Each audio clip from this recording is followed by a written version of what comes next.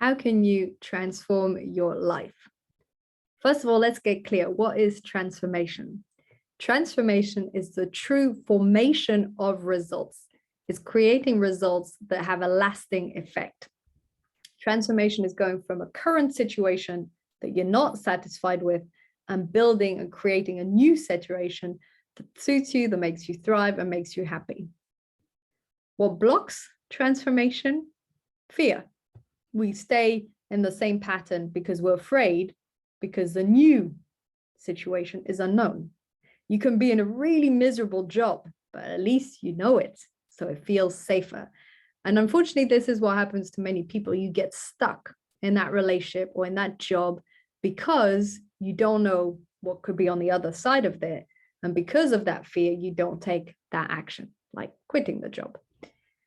How do we create this transformation? What are the 3 core pillars that can enable you to have a transformation?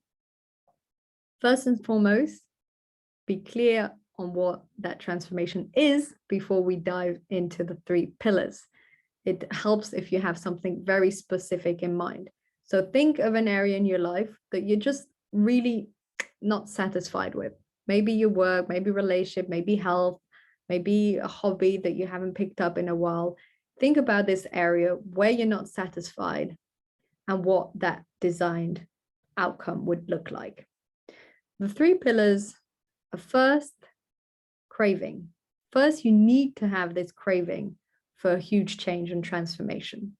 I remember I used to work at sea and I used to make maps of the sea floor and I was an engineer. And the start of my transformational journey, when I changed careers from being an engineer to a business owner, it all began with that craving, that desire, that wish for something else, for something different, for something more aligned, for something that fueled me more. If you've had that first initial craving, that's already that first step to your transformational journey. If you just think, it would be nice if I was a bit fitter, well, it'd be good if I was in a relationship or a different relationship, or it'd be nice if I built a bit more of a social life. If it's just like, it would be nice, then transformation hasn't begun. You're accepting the status quo and you're thinking that would just be a bonus. That initial huge craving is really what propels the transformation forward. So if you haven't had that huge initial sense of craving, you can trigger it by future visualizing what your life would look like if you stayed, for instance, in that job 10 years from now. And in parallel, you build another image of what it could look like if you took the leap. And contrast both these images. If you do this for, well, once properly, and then maybe for a week or so, you'll start to build this craving. We can build it up inside ourselves. We can make this bigger. It can go from would be nice to, I want to do this now. So that's the first pillar, that craving. Then that's not enough. You need to commit. If you don't commit to your transformation, nothing will happen. You can crave all you want to be fitter. If you're not committing to a regular exercise routine, you're not going to get fitter. And that commitment can be done in many, many ways, but often it's a moment in time where you just know there's no going back. For some people, it's when something happens in their health or their relationship or something at work, and they're just like, that was the last job, I'm out, or I'm changing this, or I'm shifting, and then there's a full commitment. For other people, you need to create it for yourself. When I decided to change careers and quit my job, I sat down and took out my work notebook and I wrote, a year from now, I will have quit my job. That was my commitment. I just made that commitment to myself on that moment, quickly following that huge craving that was building up inside of me. And I quit 8 months later. So these commitments that you make to yourself, they're powerful. It's not just because someone thinks you should do it. It's you really commit to it fully. And this can be with an accountability partner, a coach. Maybe you sign up and you pay. Recently, I paid, for instance, 10 sessions with a one-on-one Swedish teacher. I was like, I'm fully committed to really taking my Swedish to the next level. And so those are sort of acts of proof of your own inner commitment, and they can help.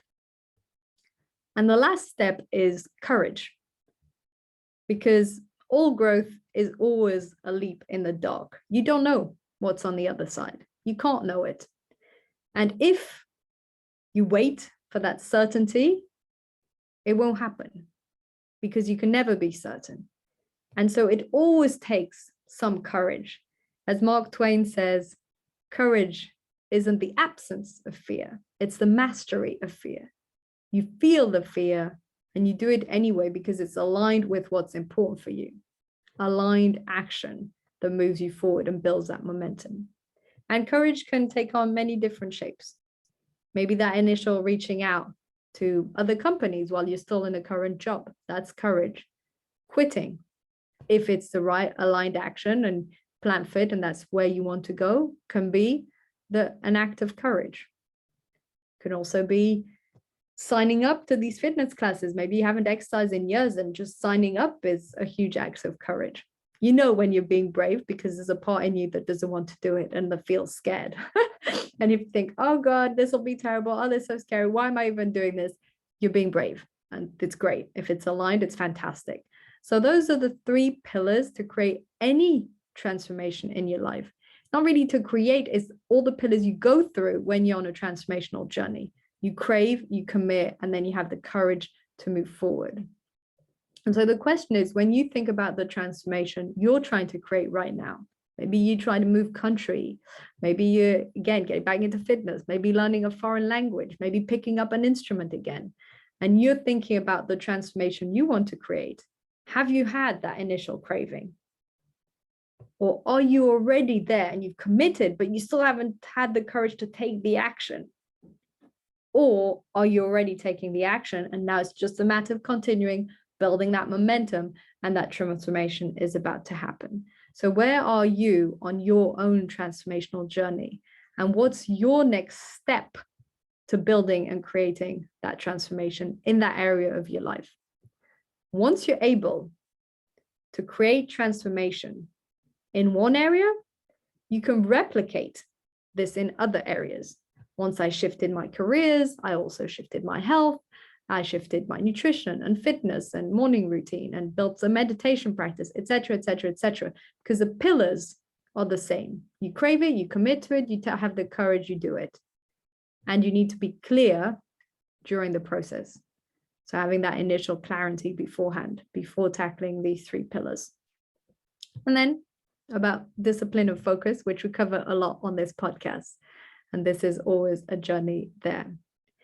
So I hope you've enjoyed today's episode on the topic of transformation. I think it's absolutely fascinating because you can and you do have the power to design and create your life and also your work in a way that's more aligned to what you believe in and to your values and to what's important for you. So if you have any questions, feel free to put them in the comments or send me a DM on LinkedIn or Instagram. I'd be happy to help. This is a really interesting journey, and it's always possible to shift things in one given way or another. So thank you so much for tuning in. Wishing you a fantastic day.